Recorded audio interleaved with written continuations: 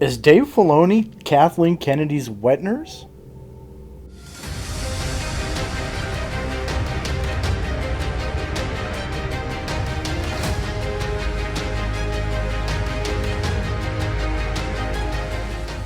Welcome back to the Foul Scoundrel, everybody. If this is your first time to my channel, hit that like and subscribe button and that notification icon. That way you are notified when more content drops just like this. Okay, let's get straight into this. Ahsoka, Tano, however you want to say it. I had really high hopes for this series, and then I watched the first 2 episodes, and it is exactly what I feared, right? Kathleen Kennedy was 100% true. I mean, she is true to her word. The Force is now female. Whatever. You know, I don't have a problem with a woman lead. Matter of fact, when I was growing up, some of my favorite characters were women. One sticks out. The Ellen Ripley was one of my favorite heroes. Action heroes. Just Ellen Ripley.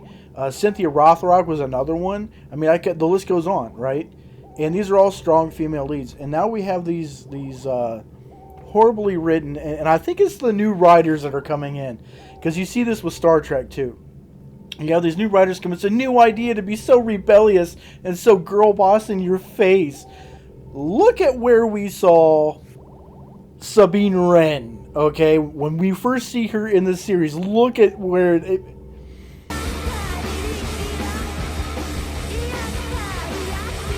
All right, Star Wars with rock music. Where have we seen this before? Let's make some noise.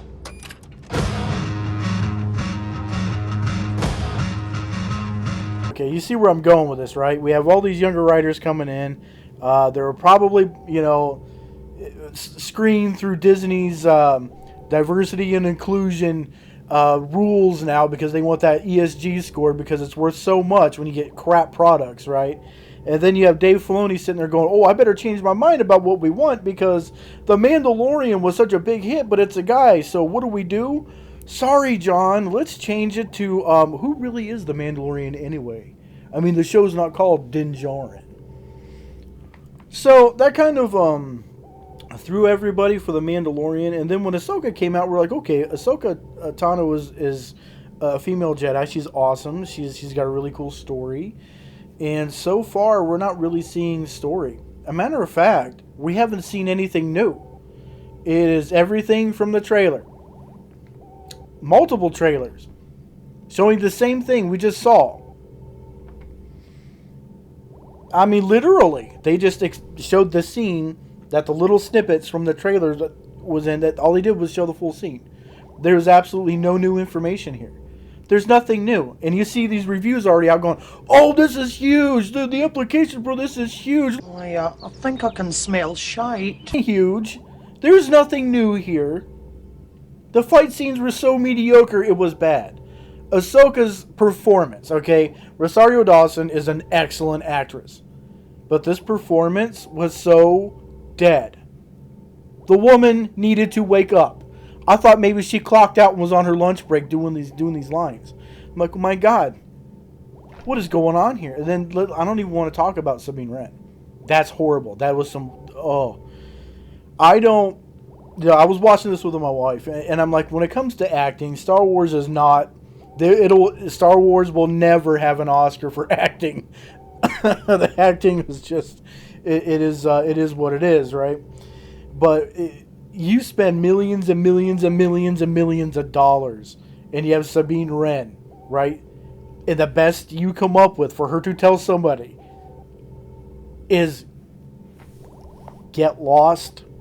Well, here's a new order. Get lost. Of orders to bring you to the celebration for Ezra Bridger, who is like her closest friend, who gave his life, yada yada, disappeared, right? We all know the story. And she's not there for it because Rebel. That was today. Oh, my gosh, man. Come up with something new. Oh, my God. I am so tired of seeing this. And then they're like, we have orders to bring you back. She's like, get lost. All right, look, Commander, I have my orders. I'm going to need you to pull over. Well, here's a new order. Get lost. then rock music, and then epic escape, and then you have everybody kind of hanging out with their spleen out, right? In the middle of this town, in the middle of this celebration, that she's supposed to give a speech for her closest friend who disappeared. And then they have this mural, and this mural was priceless. This was it, man. The creme de la creme. The mural for Ezra Bridger and the Rebels, right? The Rebels team. You have all the Rebels there, right? And it is an exact replica of the Star Wars Rebels series characters. It is the cartoon characters painted on this mural. I just sat there and I was like, oh my god, oh my god, oh my god, they think this is good. Oh my god, somebody in a boardroom somewhere at Disney, they pitched this. And someone sat there and went, oh my god, that is so awesome. That is really going to set up the girl boss scene with Sabine Wren. That's really going to work. Someone thought this was a good idea. Oh my god. My 4-year-old daughter needs to go get a job at Disney. She'd make millions right now because I bet she has better ideas than that. Oh my god, that's what they came up with. And where have we seen this before? Where they take cartoons and cross them over. Where have we seen this before? And it worked out so well. Going where?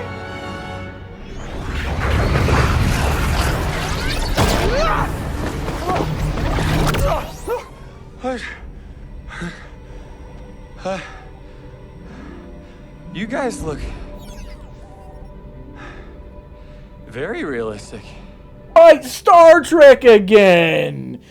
Oh, man, is this the trend we're seeing? If Star Trek's going to do it, we're going to do it. Why? Because they're doing something better than we are. No shit, Sherlock. Star Trek is getting it right with their Strange New Worlds series. I'm going to tell you that if you haven't watched it, do so. I am impressed personally. I really love it. There's plenty of girl boss scenes in there for everybody who likes that crap. But you know what? It works for them. It works for the show because it needs to be there. They wrote it in correctly. This whole thing with Star Wars, man. I see Jon Favreau didn't write anything, and he says written in produced and all that. Yeah, with Dave Filoni's name is all over it. I'm like, this dude is Kathleen Kennedy's wet nurse, man. You know, he sat in that boardroom, went, had all these ideas, you know, and he probably had like this portfolio full of, I'm working on my dream, you know, blah blah blah, fill in the blank with boyhood dreams, walking into that boardroom with Kathleen Kennedy, and he slid them underneath the books and in piles of paperwork so she wouldn't see it after she started saying, we need more girl bosses. Princess Leia was too womanly and too fair. We need to have, you know, everybody that's a chick needs to have a major part now, okay? I mean, hashtag Rose Strong, right? Justice for Rose, right?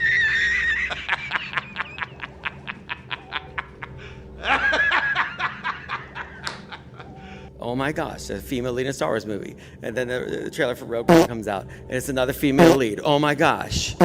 How unfair. It was almost like I had to sort of fool my mind into believing that it wasn't retarded. Well, too bad. Oh well. Yeah, right? You was farting in bathtubs and laughing your ass off. The kind of just like Luke, all he did was open that door, right? He just opened that door, let Leia out, and she's went gangbusters, so. Everybody knows you never go full retard. Oh, man.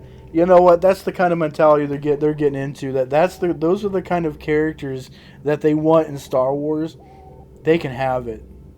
They can have it. I am not interested in watching this series after these 2 episodes. If I get bored, I might check them out. But I do not want to review any more Ahsoka anything after seeing this. Ray Stevenson's in it, and he is, you know, rest his soul. I mean, rest in peace, my friend, because Lord knows the world misses him. He's a great talent, and he's in it. And I don't feel that this show is going to give him the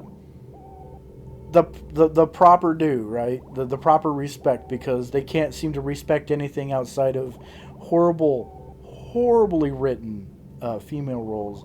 You've seen that with Captain Marvel. Oh my God, They should have put Brie Larson in this show. Might as well. Fuck it, man. Put Brie Larson in there. Throw her in there. Just, yeah, go in there. Give everybody a hard time. Rachel Zegler. That's right. Because Snow White is her own agency, and she needs to be in Star Wars now. Why didn't they put her in there, too? Give her some crap role where her and Brie Larson are the new Rose and whatever, and they have, you know, conjoining necklaces, and they're everybody's best friend, and the backstory is all about them because reasons. They need to have that too. That's right. You know what? Oh, I better not say anything. Actually, I better. They don't want to hear from a guy, right? So if we come up with the idea first, maybe they won't do it. All right, Brie Larson needs to be in everything. Rachel Zegler needs to be in everything. The new Snow White's going to be freaking awesome. Oh my God. It's going to be so great. Okay. Well, that's my rant. In short, it was meh. It was probably the most uninspired woman get-together I have ever seen. Suddenly the rebellion is dumb because they didn't know that they had Imperial spies working at all the Imperial factories, and they never went and checked. So, yeah, Harrison Dula, like, they love the character in Rebels. I don't know what's happening with this series with Ahsoka, but her and Ahsoka go check out this factory that was taken over, right? Because it used to be Imperial, and they're like, oh, who's making all these parts and these HK droids, blah, blah, blah, from this planet? Well, when the rebellion defeated the Empire, all of these factories went rebellion, and they started making stuff for the Republic. Oh, but we better go check to make sure, though. Because you didn't do that to begin with. These large installations making military equipment. You didn't check to see if they weren't making them for the Empire after you defeated the Empire? Never bothered to check their military installations from the Empire were still run by the Empire. Oh my God. Oh my God. Yeah, alright. Well, yeah, in short, it was a very uninspiring 2 hours. It was a very uninspiring performance by everybody involved. I think the most excited person in the entire show was Clancy Brown's character when they couldn't find Sabine Wren. That's the most emotion I saw. I was like, okay. You got two chicks sword fighting. Yep. Who knew? Girl fight. Lightsabers. You think it would be cool. It was complete. It was shit, man. I'm just...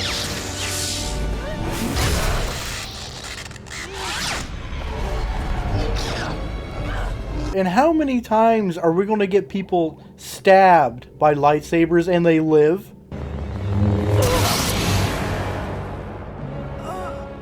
Really think...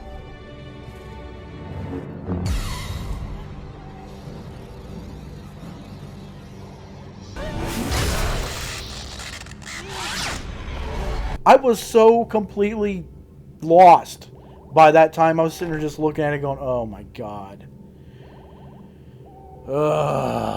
So Mary Sue here is going to pick up her lightsaber after she hasn't used it in years and go, oh, suddenly I can use it really good and I can fight this person who's been using it the whole time. Up with Kylo Ren, she punks him right away. Like, he's supposed to be this great guy, wiped out all these people. I don't know. She took that lightsaber and was like, I'm going to take you out. And she did. And I'm all for it. And she looks strong. You serious? I was really hoping this wouldn't be another Rey saga, because it looks like it's going to be Rey with another Rey with an even more powerful Rey fighting Rey. Right? I mean, because we need more of that. We need more of that writing, because it sells, right? Look at, yeah, it sells. Sequel trilogy really killed that box office, man. Solo, a Star Wars story, really killed that box office, man. Oh, yeah. What the hell? You know what? If they're going to move forward with this horrible agenda and try to vandalize all of the important IPs from the 80s, right? All these franchises, all these blockbuster moneymakers that make money on their own. Silver platter, here you go. The formula's here. I mean... I don't know what the end game there is. It's just spiteful vandalism. And I don't think we should put up with it. I think we should just stop right now. Stop watching it. Stop buying into it. Just give up. Because they're not going to stop producing garbage until we stop giving them money. And I'm done with it. I collect action figures, and that's the thing. I don't like having a good toy go to waste. I still collect the sequel trilogy action figures. I collect them. They're very cheap.